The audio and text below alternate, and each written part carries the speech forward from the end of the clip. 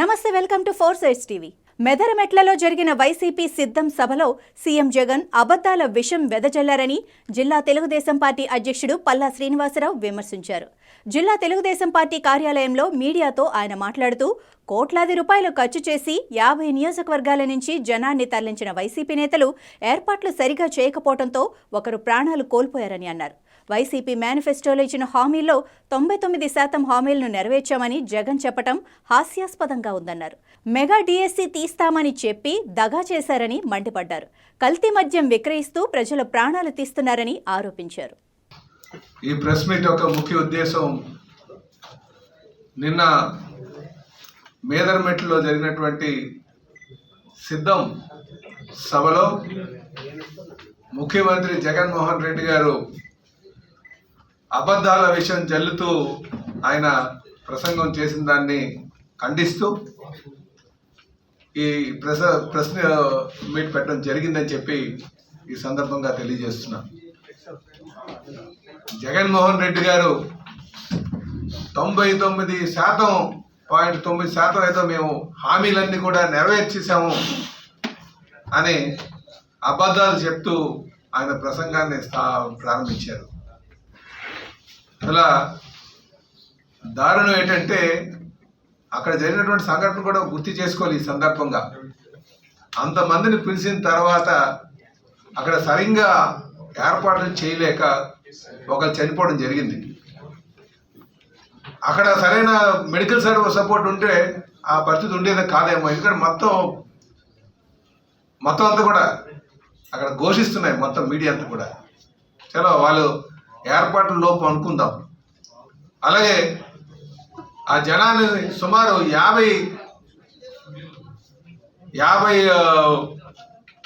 నియోజకవర్గాల నుంచి 6 జిల్లాల నుంచి వీళ్ళు జనం తరలించారు. ఏదో గొప్ప కార్యక్రమం కూడా చెప్పుకుంటున్నారు.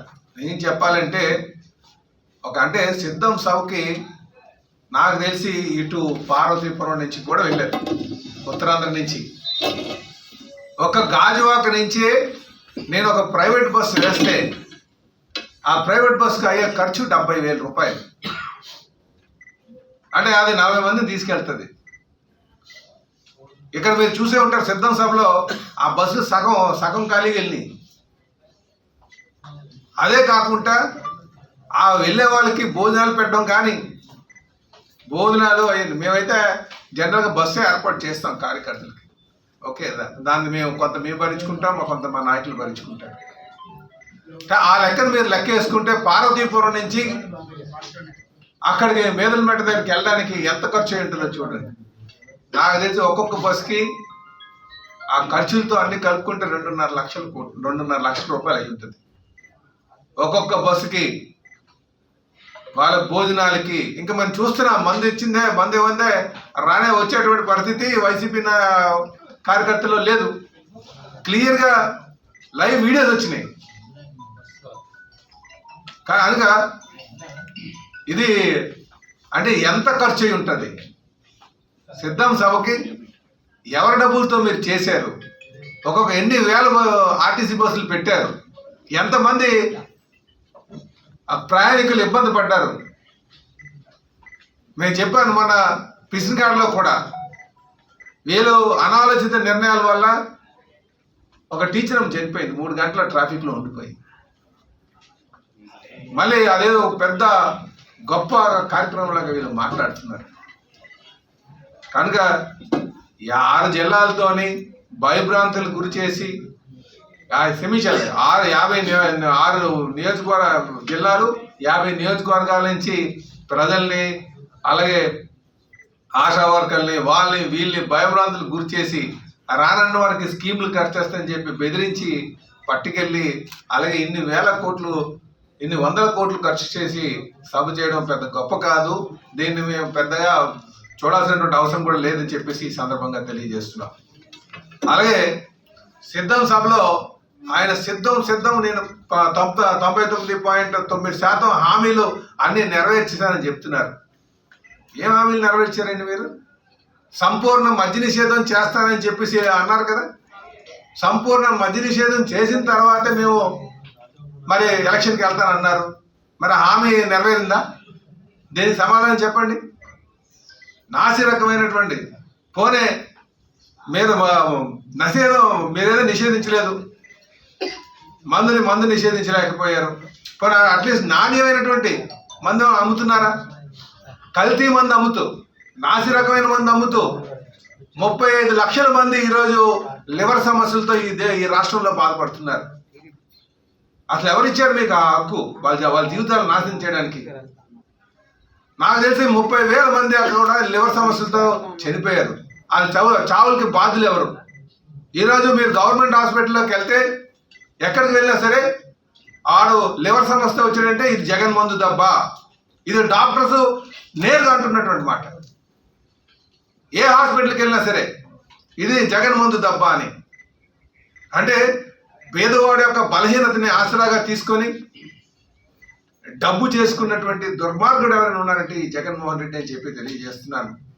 ప్రజలను మోసం చేసి మేము సంపూర్ణంగా మద్య నిషేధం చేస్తానని చెప్పి మద్య నిషేధం చేయకుండా దాని మీద సుమారు 40,000 50,000 కోట్లు దండుకున్నటువంటి దుర్మార్గుడు ఎవరు ఉన్నారంటే ఈ జగన్మోహన్ రెడ్డి అని చెప్తాను. దీనికి సమాధానం చెప్పాలి. ఎక్కడైనా సరే ఏదైనా కొనాలనుకుంటే బ్రాండ్స్ చూస్తారు, కానీ ఈరోజు ప్రభుత్వమే మా మందు కొట్లు పెట్టి వాటికి రేట్లు పెట్టి రేట్లతోనే కొనుక్కునేటువంటి పరిస్థితి వచ్చింది. 50 రూపాయలు 100 రూపాయలు అలా 100 200 300 అట. దానికి ఒక బ్రాండ్ లేదట. మళ్ళీ ఎంత ఎగతారంటే స్పెషల్ స్టాటస్ అని ఒక బ్రాండ్, రైల్వే జోన్ అని ఇంకో బ్రాండ్, అమరావతి అని ఇంకో బ్రాండ్, 3 రాజధానులని ఇంకో బ్రాండ్. అంటే ప్రజల యొక్క ఆలోచనని ఎంత చులకన చేసి ఈ ప్రభుత్వం ఆడుతుందో ఒక్కసారి గమనించాలి. కనుక ఇది మీరు ఇస్తానన్నటువంటి హామీ, ఇచ్చినటువంటి హామీ మీరు సమాధానం చెప్పాలి. ఎందుకు సంపూర్ణ మద్య నిషేధం చేయలేదో నాకు సమాధానం చెప్పాలని చెప్పి సంపూర్ణ మద్య నిషేధం చేయకపోవడం మరి మీరు ఇచ్చినటువంటి హామీల్లో ఒక హామీ పడిపోయింది కదా, తప్పారు కదా. ఇదిలో ఉంచు. ప్రతి ఏడాది జాబ్ క్యాలెండర్ అన్నారు. 2,30,000 మందికి యువతకు మేము ఉద్యోగాలు కల్పిస్తామని చెప్పారు. జాబ్ క్యాలెండర్ తీసారా? మెగా డిఎస్సి అన్నారు. మెగా డిఎస్సి అని చెప్పి ఎప్పుడు తీశారు మెగా డిఎస్సి? మీరు అన్న మాటలు బాగా గుర్తుంచుకోండి. 4 సంవత్సరాల నుంచి పిల్లలు చదువుకుంటూ ఉండిపోయారు. ఆ తెలుగుదేశం ప్రభుత్వం ఒకసారి కూడా వాళ్ళకి ఉద్యోగాలు తీయలేదు, ఆ నోటిఫికేషన్ ఇవ్వలేదు. 4 సంవత్సరాల నుంచి చదువుతూ ఉన్నారని చెప్పి అన్నారు. ఏది మీ 2019 మరి ఎలక్షన్లో ప్రచారానికి వచ్చినప్పుడు. మరి ఇప్పుడేమైందండి? నిన్న మొన్న ఆ అమ్మాయి కూడా అడిగింది, 4 సంవత్సరాల నుంచి ఎదురు చూస్తున్నాం మీరు ఇస్తారని చెప్పేసి. 4 సంవత్సరాలు 6 నెలలు అయిపోయిన తర్వాత ఒక నోటిఫికేషన్ ఇచ్చారు. ఏది? మెగా డిఎస్సి అని చెప్పేసి మినీ డిఎస్సి. మరి ఇది మాట నుంచే పెట్టుకున్నారా? ఇది అబద్ధాలు కాదా? మేదరమెట్లో మీరు చెప్పినట్టు జరిగినటువంటి సమాధాన సభలో 99.9% చేస్తానని చెప్పారు. మరి దీనికి సమాధానం చెప్పండి. జాబ్ క్యాలెండర్ ఎక్కడ ఏమైంది? అలాగే మెగా డిఎస్సి అన్నారు కదా, మెగా డిఎస్సి ఏమైంది? వాలంటరీ ఉద్యోగాలు ఇవ్వడం ఉద్యోగాల?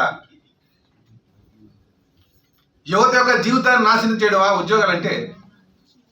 5,000 ఇచ్చి వాలంటరీ కింద పెట్టి పెద్ద చదువులు చదివినటువంటి వాళ్ళు ఇంటింటికి తిప్పడమా?